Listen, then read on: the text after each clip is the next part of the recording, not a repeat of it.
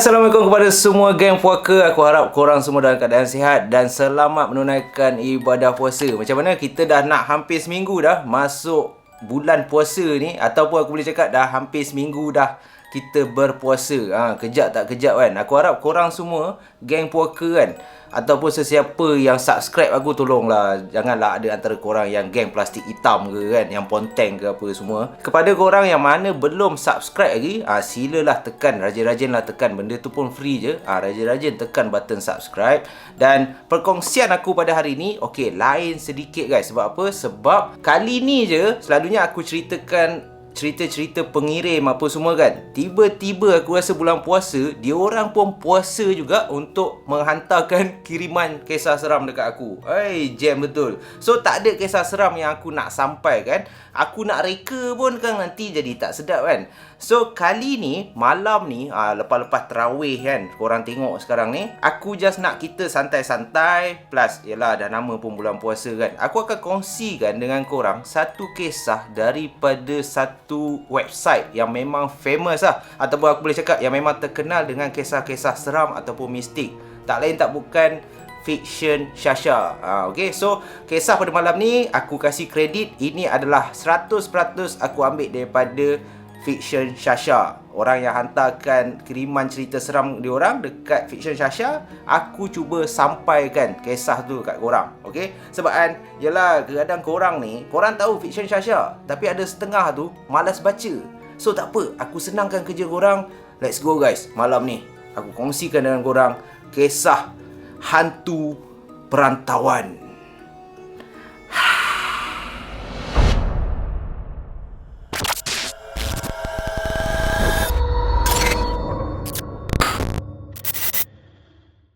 So malam ni perkongsian daripada Fiction Shasha, ataupun aku boleh cakap daripada seorang pengirim yang hantarkan cerita hantu perantauan ni dekat Fiction Shasha. So dia nak berkongsi dengan Fiction Shasha, dan aku nak berkongsi dengan korang dua kisah seram yang si pengirim ni alami. So kita mulakan dengan kisah dia yang pertama. Kisah dia yang pertama, masa ni saya travel ke Rome, Italy. Rome, Italy. Kalau sesiapa yang tak tahu Rome, Italy tu kat mana, ataupun Italy tu kat mana, Italy adalah satu tim yang tak masuk ataupun tak berjaya masuk World Cup this year. So masa tu saya ke Rome, Italy. Umur saya lebih kurang 14-15 tahun lah masa tu So dia tak ingat sangat. Jadi disebabkan hotel-hotel kat Italy ni sangatlah mahal, dan bila saya dan keluarga saya travel, kami memerlukan at least 2 bilik. So ayah saya decide untuk sewa service apartment. So dia tak adalah duduk dekat hotel yang mahal-mahal, sebab tak mampu. Plus diorang family yang besar, nak perlu 2 bilik kan. Jadi sekadar kau just nak tidur, nak rehat macam tu kan. Jadi ayah dia decide untuk tinggal dekat service apartment. Service apartment tu service apartment lah, yang rumah-rumah macam rumah bajet. Kalau kat Malaysia ni rumah-rumah bajet macam tu kan, macam homestay macam tu kan. Jadi masa tu winter, so memang sejuk gila, tapi tak ada salji. Plus jarang dekat Rome ni ada salji. Kalau ada pun dekat kawasan luar bandar. Sampai je dekat apartment, alangkah terkejutnya kita orang. Sebab apa? Sebabnya walaupun bangunan tu bangunan lama, ala-ala Renaissance punya. Dia tengok walaupun service apartment dekat Italy ni cantik, kau tak perlu nak tinggal kat hotel mewah pun. Bangunan-bangunan dia orang memang ala-ala macam Melaka lah, bangunan-bangunan lama. Tapi yang ni dekat Rome, Italy, so dia era Renaissance punya time. Jadi bila dia orang masuk je, check in apa semua, masuk je bilik, dalam bilik tu lagi nice. Sebab apa? Sebab dia modern mix traditional Renaissance. Maksudnya katil, sofa dan toilet modern, tapi dinding, pintu, almari semua design lama, macam ala-ala cerita Game of Thrones. Aku tak tengok lah cerita tu, tetapi maksud dia dalam bilik tu ada gabungan modern. Mungkin ada perabot yang daripada IKEA, dia campur daripada zaman apa tu, Renaissance dulu. Zaman perang-perang dulu kan. Dinding dah buruk-buruk sikit kan. Tapi cantik lah. Cantik lah. Tapi malam tu, ni dah start seram dia. Saya rasa tak senang sangat. Rasa macam ada orang tengah memerhati. Tapi akibat letih dan jet lag kan. Sebab travel jauh kan. Saya pun tidur lah. Okay? Saya biarkan je benda tu berlalu. Saya pun tidur sampai pagi esok. Dan keesokan harinya kami sekeluarga makan angin. Pergilah melawat tempat-tempat yang turis ataupun tempat-tempat yang selalunya orang akan pergi melawat. Contoh macam Vatican City dan juga Colosseum kan, dan pelbagai lagi lah dia cakap. Banyaklah tempat, okey. Dan ada fun fact, Vatican City ni bukanlah bandar ataupun salah satu bandar dalam Itali, tetapi Vatican City merupakan satu negara, dan negara yang aku boleh cakap di antara negara terkecil di dunia. Dan Vatican City ni lah tempat tinggal Pope yang padri besar bagi agama Katolik. Padri ni memang rumah dia lah. Kira negara ni, Vatican City ni memang banyak betul padri, ataupun aku boleh cakap dia orang ditakbir oleh padri-padri. Macam imam-imam lah, lebih kurang macam tu lah kan. Dan negara ni, dia orang punya security, korang bayang, dia orang pakai kereta bagi, kereta golf. Siapa yang main golf tu, yang malas jalan kan, padahal golf sepatutnya kena jalan tapi yang malas jalan tu, naik kereta kecil tu. Tetapi dekat Vatican ni, security dia orang naik bagi tu. Tetapi bukan cak ayam punya brand Lamborghini. Korang bayang. Yelah sebab Italy kan, maybe dekat sana brand tu murah sikit lah kan. Dan masuk-masuk je banyak makam. Saya rasa macam tak sedap hati. Duk-dap hati. Dah rasa tak sedap. Mungkin tempat tu ramai orang mati. Kiranya mungkin pop-pop yang terdahuli pop-pop yang terdahulu, yang dah lama-lama mati, semua tanam kat situ kan. So dia ada aura yang, yalah sebab kita tak biasa kan, so dia ada aura yang menakutkan sikit lah. So malam tu dah habis dia pergi kat Vatican City tu. Malam tu kami pun balik lah dekat apartmen. Masa tu saya tengok TV kat area ruang tamu. Ni dah dekat apartmen yang lain dah tidur. Saya dapat rasakan ada benda memerhati. Tiba-tiba saya menggigil dan rasa tak sedap. Nak cakap sejuk tak sejuk, nak cakap panas pun tak panas. Saya pun bangun dan bergegas ke toilet nak basuh muka dan cuba untuk tenangkan hati.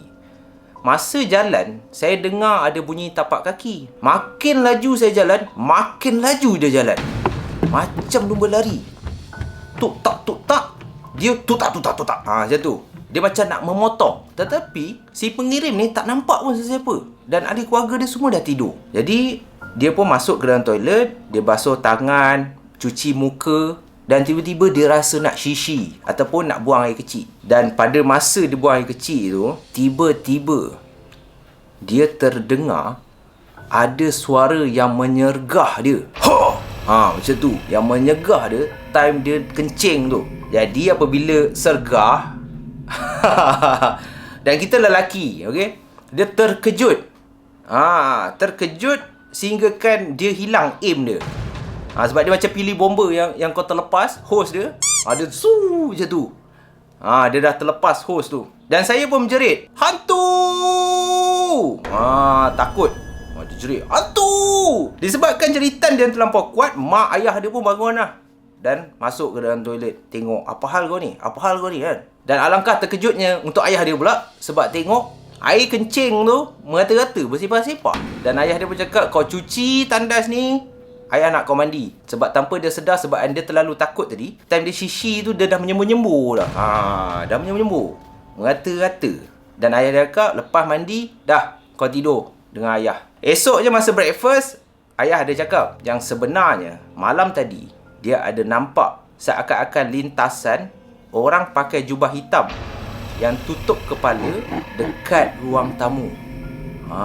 Dia pakai jubah hitam, tetapi bukan macam Nan. Bukan macam hantu Nan ke ataupun Nan perempuan yang perempuan Nan lah.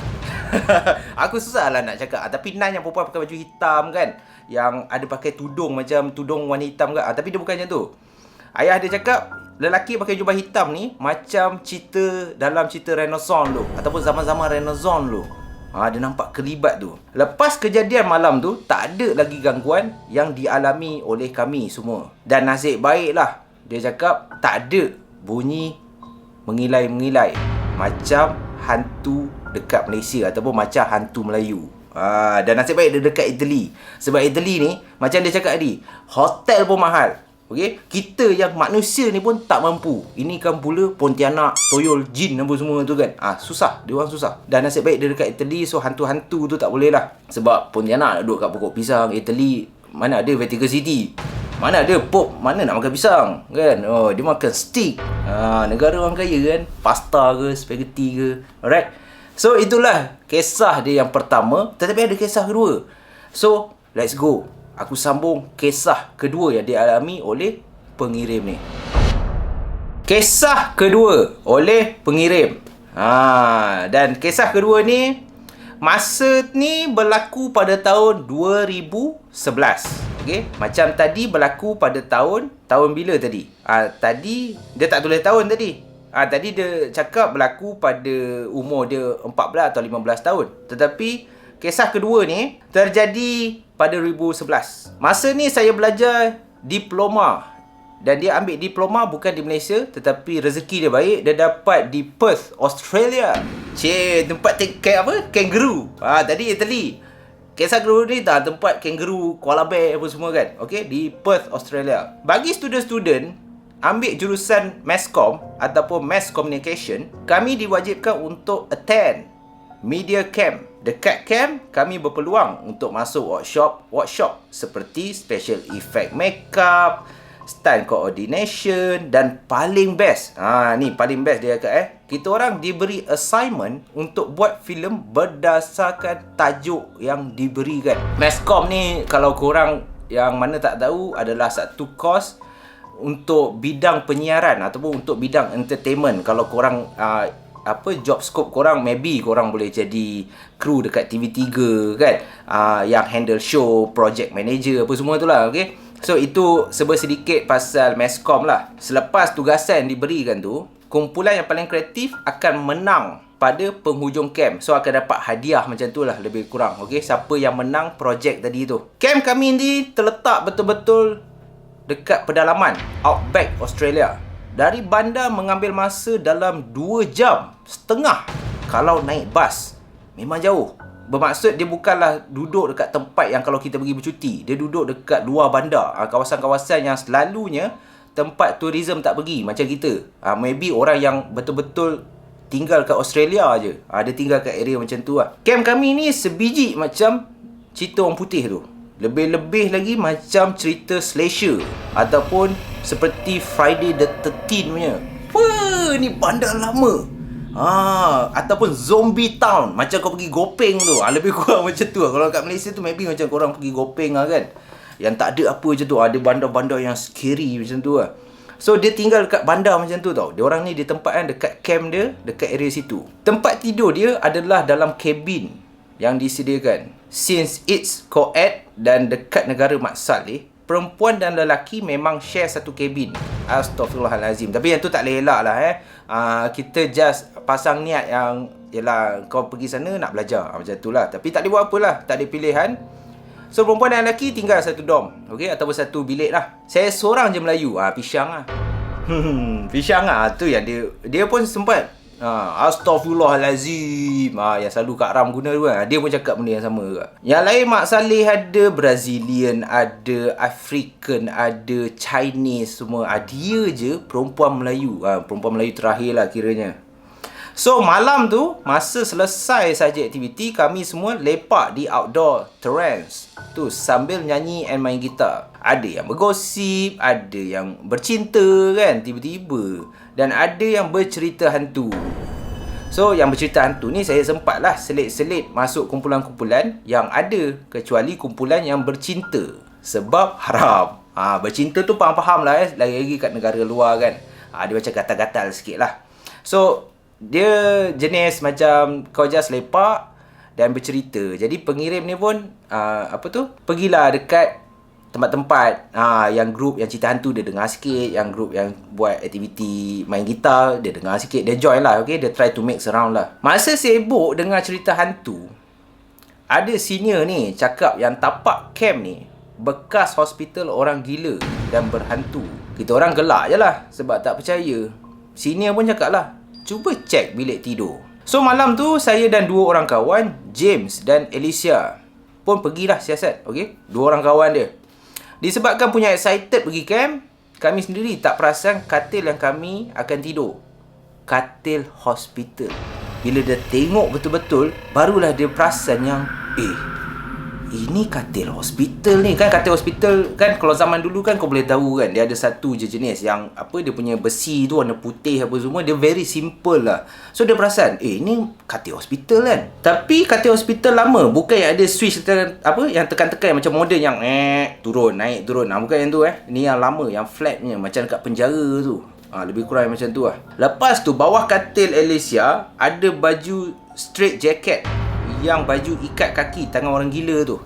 Yang tangan yang ikat ke belakang tu warna putih tu. Kalau korang tengok cerita yang selalu dia orang pakaikan dekat orang gila tu. Itu baju tu betul-betul kat bawah katil Alicia ni. Kami pun freak out lah. Katil Alicia dah lah dekat dengan katil saya, bertentangan je. Saya pun check lah bawah katil saya dan saya jumpa gari tangan yang jenis lama punya. James pun check, ambil peluang check juga kat bawah katil. Sama tak? Ada gari tak? Perasaan seram tu pun sampai. Dah mula sampai. Kita orang decide untuk stay up dan teman each other pada malam tu sebab dah takut. Lagi-lagi pula senior dia cakap, dan apabila diorang balik ke dorm diorang, terbukti yang seakan-akan apa yang senior dia cakap tu bukan sekadar untuk menakutkan, tetapi seolah-olah memang betul agaknya dorm diorang tu merupakan tempat hospital lama. Pukul 3 pagi, suasana kabin mula sunyi. So korang bayangkan, korang ambil mood tiba-tiba tak ada suara. Sorry lah sebab puasa kan. Korang nak cerita macam ni pun aku buat pukul 4 tau. Haus ni. Tetapi atas kesayangan aku kan. Mengada je kan. Okey, kita teruskan. Aku ni banyak merepek kadang. So pukul 3 pagi suasana dah sunyi. Tiba-tiba dengar bunyi tapak kaki berjalan bersama seretan rantai di lantai. Dia umpama macam penjara ataupun yang orang ikat kat kaki tu. Bunyi besi tu bergesil dengan rantai. Macam tu kan. Bila dengar tu, saya pun pandang lah James dan Alicia ni. Mereka pun dengar. Okey, kasih signal mata je macam tu lah. Seorang rakan sebilik kami, nama Denzel, dia pun terdengar agak. Dan tanya sama ada kami pun dengar. Dan kami semua dah mula macam, yes, we hear it. Cik kan. Tapi aku muskil lah dia ni. Aku rasa nama ni dia petik nama artis, aku rasa James, Alicia kan. Maybe Alicia Keys, Denzel Washington. Sebab nama nice lah nama dia. Tapi nama dia je aku tak tahu yang menceritakan kisah ni. So bila semua dah dengar macam tu, seorang rakan bilik kami pun dengar, dan kami pun lagi sekali daripada bunyi rantai, kali ni kami terdengar suara orang tua meraung, tapi slow je dan sayu, tak kuat. And then suara orang menangis, dia bercampur. Ada suara orang tua meraung yang macam tu, lepas tu ada yang menangis. Dia bercampur-campur lah, macam suasana kat hospital lah Slow je dengar kan. Bunyi-bunyi ni hanya di dalam bilik kami je. Bilik-bilik lain tak dengar. Sebab keesokan harinya kami ada tanya bilik-bilik dorm lain, ada tak dengar bunyi seretan besi, bunyi orang tua meraung, perempuan menangis. Diorang cakap diorang tak dengar apa pun. Diorang cakap we sleep like a baby. It's very very chilling. Macam tu kan. So dekat dorm diorang je, diorang mengalami pengalaman mistik ataupun misteri ni. Cumanya nasib baiklah 2 malam je diorang tinggal dekat camp tu. So masa last day nak balik tu, saya, James dan Alicia duduklah dekat belakang bas. Okay, ni dah nak balik lah. Saya pun mengadulah sakit lengan sebab ada kesan lebam. Diorang pun yang mengejutkan, diorang bercakap diorang ada kesan lebam yang sama.